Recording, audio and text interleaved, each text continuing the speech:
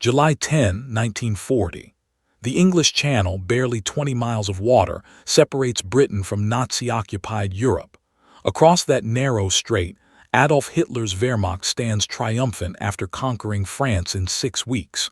From Norway to the Pyrenees, the swastika flies over a subjugated continent. Only Britain remains defiant. The stakes could not be higher. Hitler has issued Directive Number 16, Operation Sea Lion, the invasion of Britain. But before German landing craft can cross the channel, the Luftwaffe must achieve air superiority.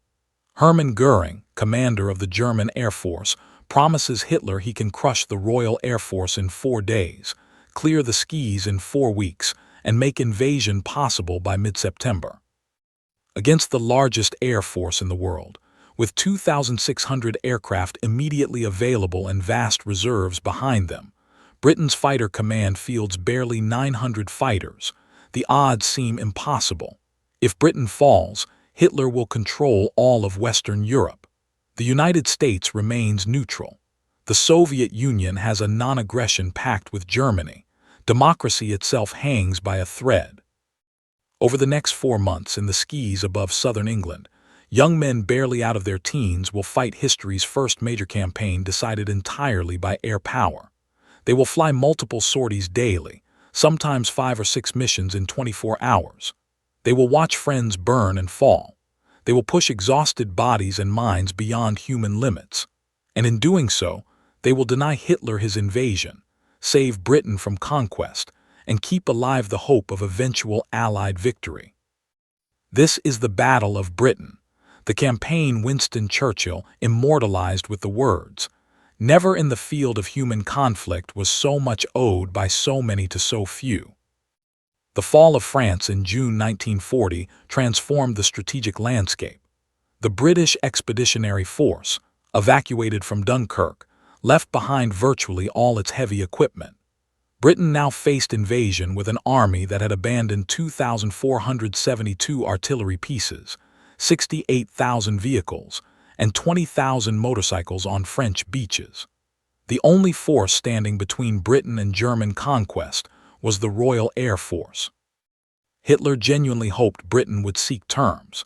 He saw the British Empire as a useful counterweight to rival powers and believed Britain would recognize the futility of continued resistance. When Britain refused peace overtures, Hitler authorized invasion planning, but with reluctance. Germany was a land power. The Wehrmacht had no experience with amphibious operations on the scale required. The Kriegsmarine, Germany's navy, was still rebuilding after losses in Norway. The invasion would depend entirely on the Luftwaffe establishing air superiority. Air Chief Marshal Hugh Dowding, commanding RAF Fighter Command, understood his task with crystal clarity: survival. He did not need to destroy the Luftwaffe. He merely needed to prevent the Germans from achieving air superiority. As long as RAF fighters contested the skies over Britain, invasion remained impossible. This defensive strategy would prove psychologically difficult. It meant accepting losses, ceding territory, and enduring bombing, but it was the only viable approach. Fighter Command's infrastructure was remarkably sophisticated for 1940. The chain-home radar network, a series of steel towers along Britain's coast, could detect incoming raids at ranges up to 120 miles. Observer corps posts filled the gaps, tracking aircraft visually. Control rooms coordinated the information, allowing fighters to be vectored precisely toward incoming raids. This integrated air defense system, unique in the world, would prove decisive. Dowding's fighters were divided into groups covering different regions. Number 11 Group, commanded by Air Vice Marshal Keith Park, defended London and the southeast, the sector that would bear the battle's brunt. Number 12 Group, commanded by Air Vice Marshal Trafford Leigh-Mallory, covered the Midlands. Number 13 Group defended the north, and Number 10 Group covered the southwest. This organization allowed concentration of forces where needed while maintaining defense across Britain. The aircraft themselves were superb. The Supermarine Spitfire, with its elliptical wings and Rolls-Royce Merlin engine, was fast, maneuverable, and beautiful, the iconic symbol of British resistance. The Hawker Hurricane, less glamorous but more numerous, was stable, rugged, and a deadly gun platform. Together, these fighters equipped with 8.303 Browning machine guns could tear apart German bombers and challenge German fighters on roughly equal terms. Hermann Göring approached the coming battle with supreme confidence. His Luftwaffe had swept aside every opponent, the Poles in 1939, the Scandinavians and French in 1940. British fighters would be no different. Göring planned Adelrangriff, Eagle Attack, a systematic destruction of RAF fighter command in 4 phases. First, the Luftwaffe would destroy RAF fighters in the air and on the ground. Second, they would smash the aircraft factories producing replacements.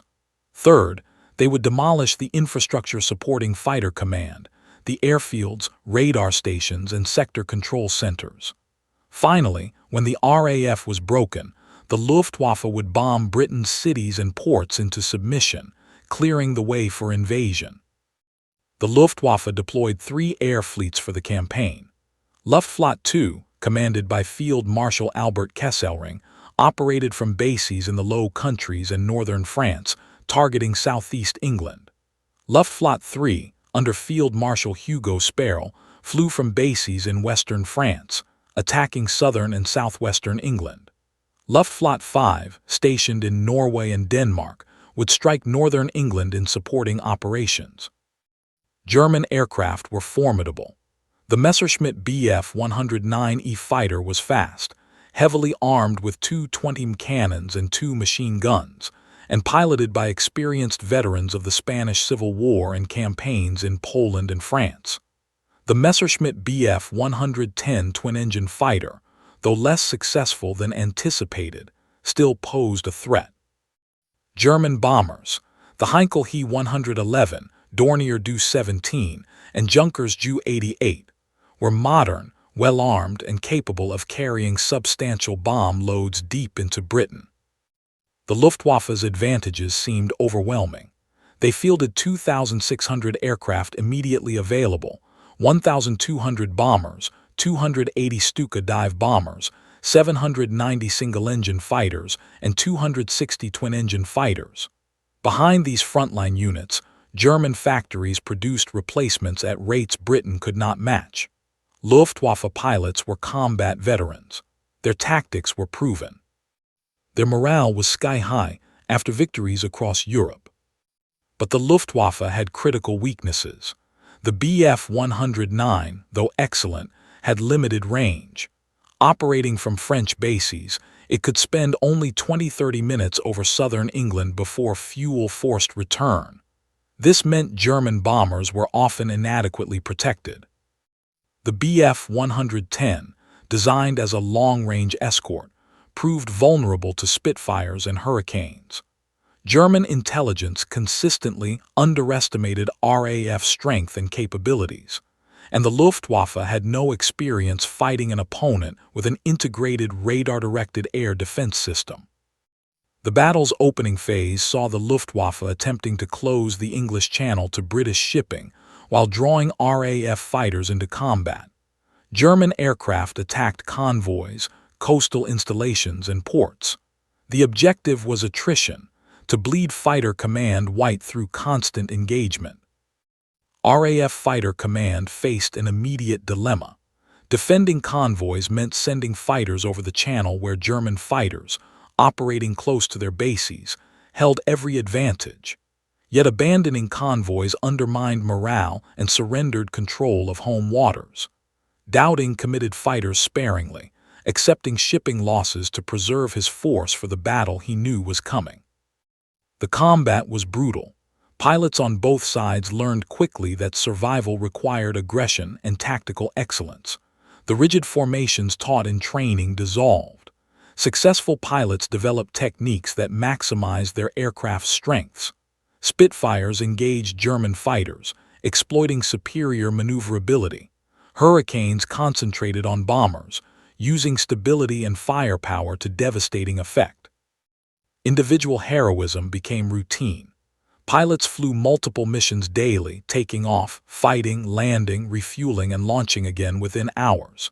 Exhaustion accumulated. Men fell asleep sitting in their cockpits between scrambles. The ground crews, the unsung heroes, worked around the clock, repairing battle damage, rearming guns, refueling tanks, and launching aircraft with mechanical precision.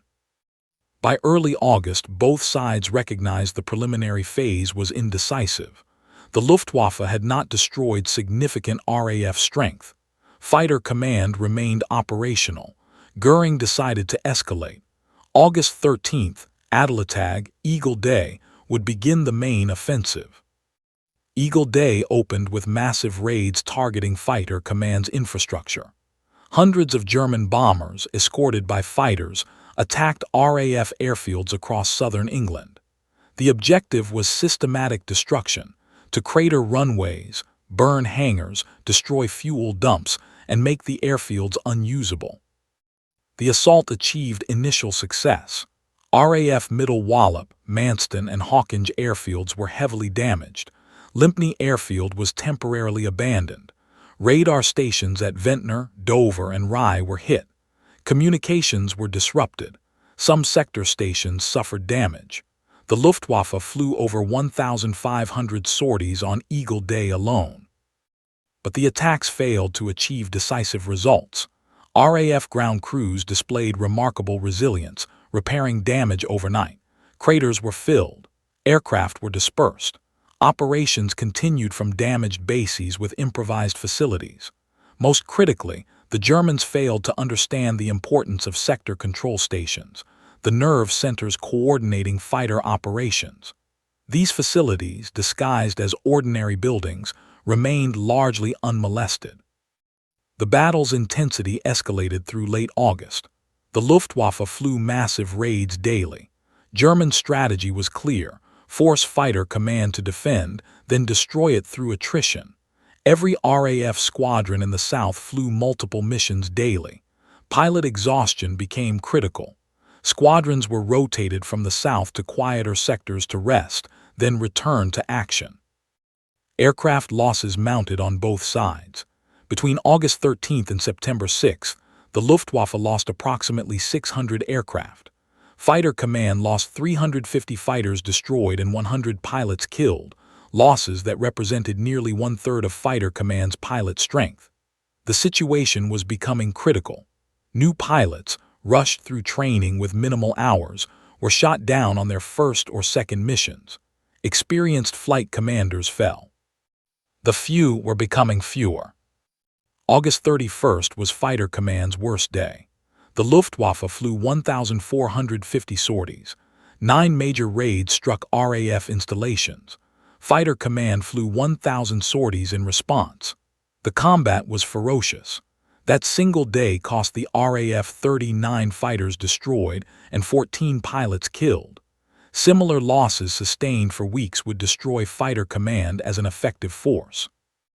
By early September, fighter command was approaching crisis. Pilot losses exceeded replacement rates. Squadrons operated at 60–70% strength. Exhausted pilots were falling asleep during briefings. Some bases were repeatedly bombed, forcing operations from satellite fields. The situation was grave. If the Luftwaffe maintained this pressure for another 2 weeks, fighter command might break. Then Hitler made a decision that changed everything. On August 24th, German bombers on a night raid accidentally dropped bombs on central London, violating Hitler's directive to avoid attacking the capital. Churchill immediately ordered retaliatory raids on Berlin. On August 25–26, RAF bombers struck the German capital. Damage was minimal, but psychological impact was enormous. Goering had promised Berlin would never be bombed. Hitler was furious. On September 4th, Hitler addressed a rally in Berlin.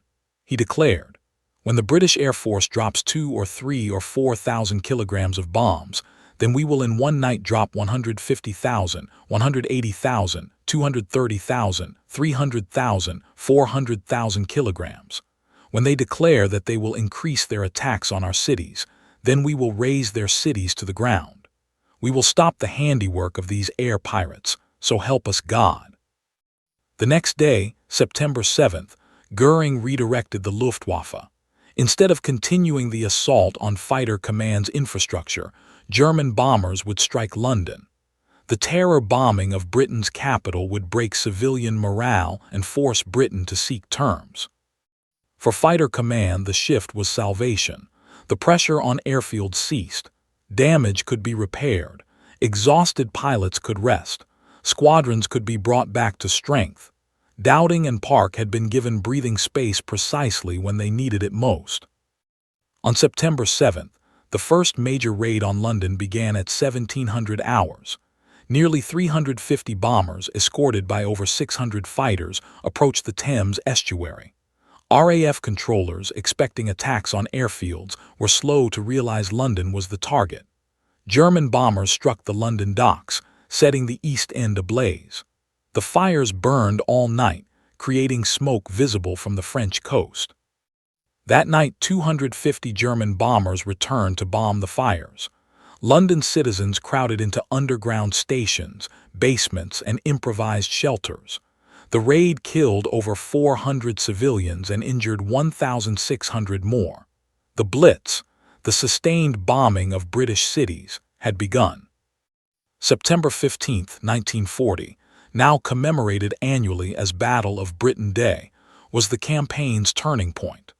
Goering ordered massive daylight raids on London, intending to draw every RAF fighter into battle for decisive destruction.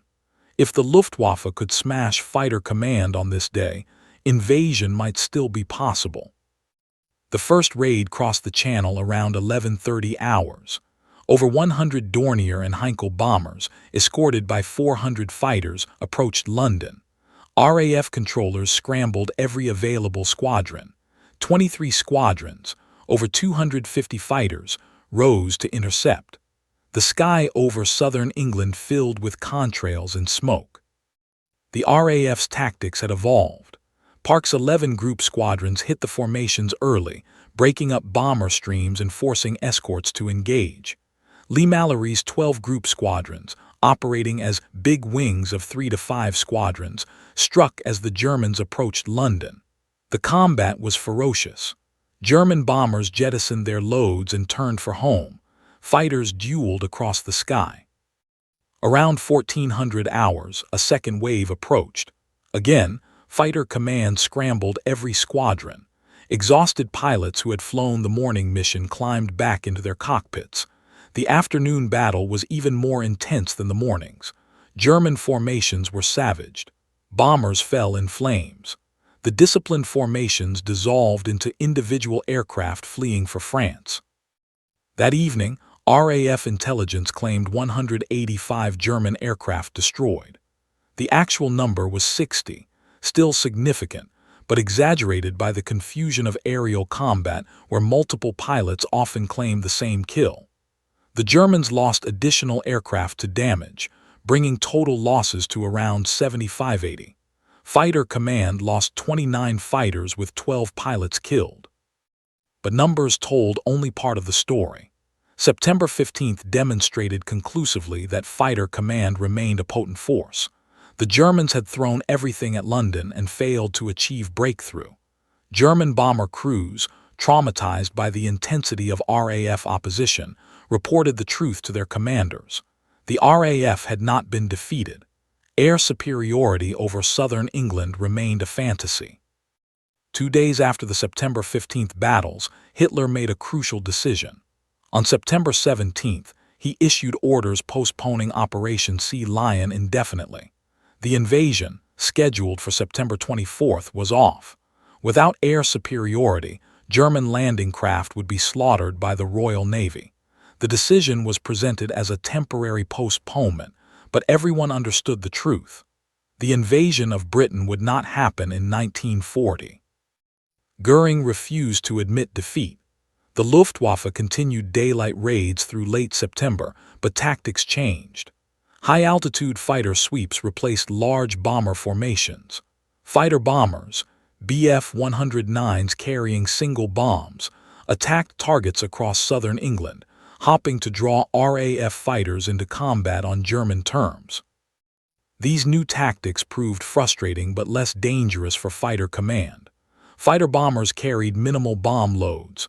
High-altitude sweeps were difficult to intercept but caused little damage. The existential threat had passed. Fighter Command could husband its strength, rebuild squadrons, and train new pilots without the desperate pressure of August. By October, autumn weather increasingly hampered operations. Daylight raids became sporadic. The Luftwaffe shifted to night bombing, the Blitz against London and other cities that would continue through May 1941. But night bombing, however terrifying for civilians, was not contested by Fighter Command's day fighters. Night fighter squadrons, equipped with radar-equipped aircraft, began operations but were still developing tactics. On October 31st, the Battle of Britain officially ended, though the date is somewhat arbitrary. The campaign had lasted nearly 4 months. The strategic objective, gaining air superiority for invasion, had failed completely. The Battle of Britain's human cost was significant. Fighter Command lost 544 aircrew killed and 422 wounded. Another 1,547 RAF Bomber Command, Coastal Command, and other personnel died in supporting operations. The Luftwaffe lost approximately 2,585 aircrew killed, missing, or captured. Aircraft losses were severe on both sides. The RAF lost 1,547 aircraft destroyed, including 1,023 fighters. The Luftwaffe lost approximately 1,887 aircraft destroyed, including 873 fighters and 1,014 bombers. British aircraft production, ramped up under Lord Beaverbrook's energetic leadership at the Ministry of Aircraft Production, replaced losses and increased fighter strength. But statistics don't capture the human dimension. The average fighter pilot was barely 20 years old. Many were teenagers. They came from across the British Commonwealth, Britain, Canada, Australia, New Zealand, South Africa, and from occupied Europe, Poland, Czechoslovakia, France, Belgium. Some were Americans who volunteered before their country entered the war.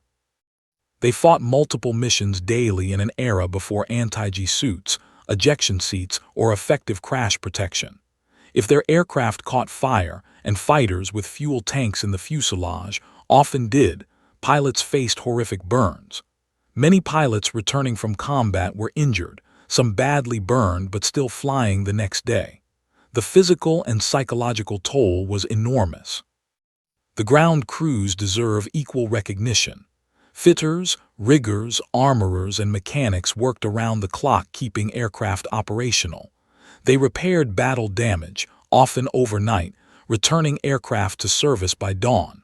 Their dedication kept Fighter Command flying.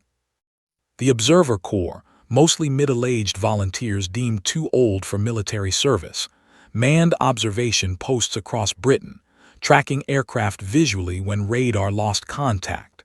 Civil defense workers, firefighters, and medical personnel dealt with the consequences when German bombs found their targets.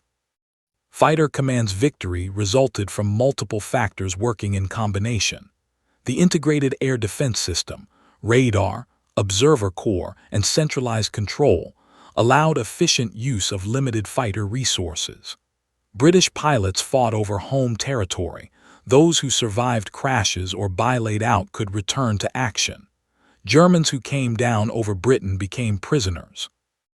British aircraft production exceeded German output. In the critical months of July through October 1940, British factories delivered 1,900 fighters, while German factories produced 775 fighters.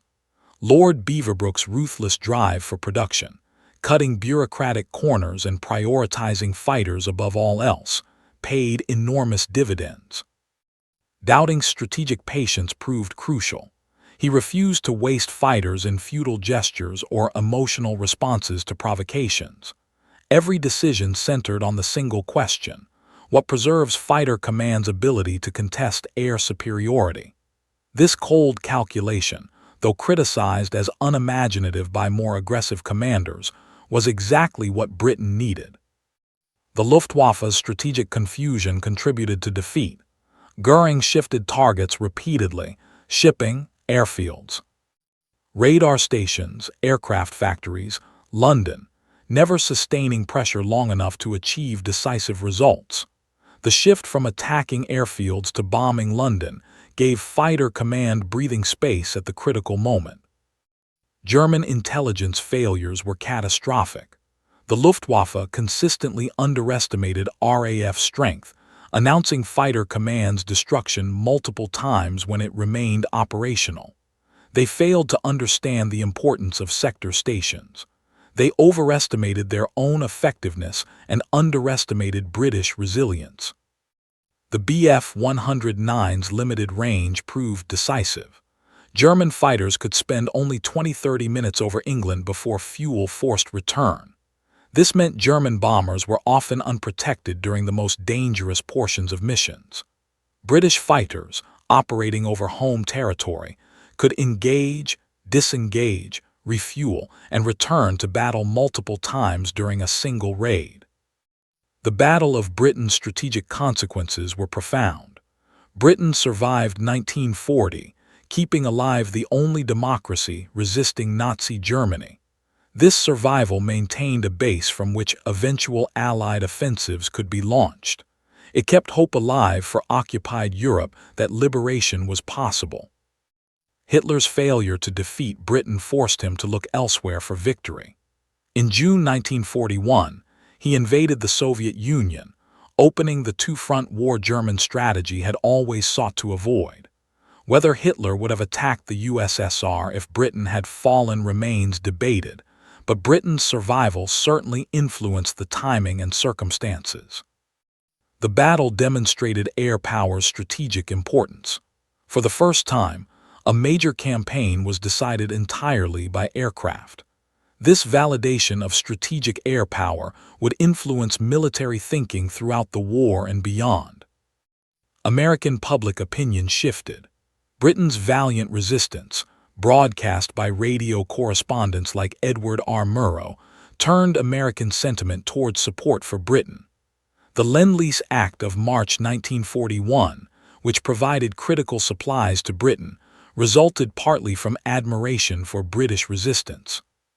Churchill's rhetoric during the battle became legendary. His finest hour speech on June 18th and the few speech on August 20th defined the battle's meaning.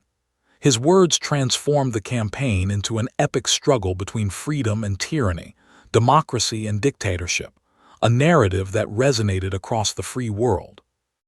The Battle of Britain stands as one of history's decisive battles. If fighter command had been defeated, Britain would have faced invasion with limited means of resistance. German occupation of Britain would have given Hitler control of the Atlantic approaches, access to the Royal Navy's ships and bases, and potentially Britain's overseas empire. The course of the war and of the 20th century would have been fundamentally different. Instead, a few thousand young men, flying Spitfires and Hurricanes over southern England, denied Hitler his invasion and kept Britain in the war. They flew until exhausted, fought until wounded, and died in burning cockpits, all to buy time for reinforcements, production, and eventual victory. The battle vindicated strategic patience over aggressive impulses. Dowding's cautious husbanding of resources, criticized by some contemporaries as timid, proved exactly right. Victory required not flashy gestures but grinding, daily, unglamorous determination to simply not lose. For Britain, the battle remained a defining moment of national identity. The few became legendary, young men who, in Churchill's words, earned the gratitude of their civilization. September 15th became a national commemoration. Veterans of the battle were honored throughout their lives. The Spitfire became Britain's most iconic aircraft, symbol of defiance and victory. The Battle of Britain proved that technology, courage, and intelligence could overcome numerical superiority. It demonstrated that air superiority could not be seized quickly against a determined defender with modern systems. It showed that morale, leadership, and strategic clarity mattered as much as numbers and equipment. Most importantly, It proved that Nazi Germany could be stopped. After 2 years of unbroken German victories, the Battle of Britain was Hitler's first major strategic defeat. It showed the world that the Wehrmacht was not invincible, that Nazi expansion could be contained, and that with courage and determination, free peoples could resist tyranny. The few saved Britain in the summer and autumn of 1940. In doing so, they saved far more than one nation. They kept alive the possibility of eventual Allied victory and the restoration of freedom to enslaved Europe. Never, indeed, in the field of human conflict was so much owed by so many to so few.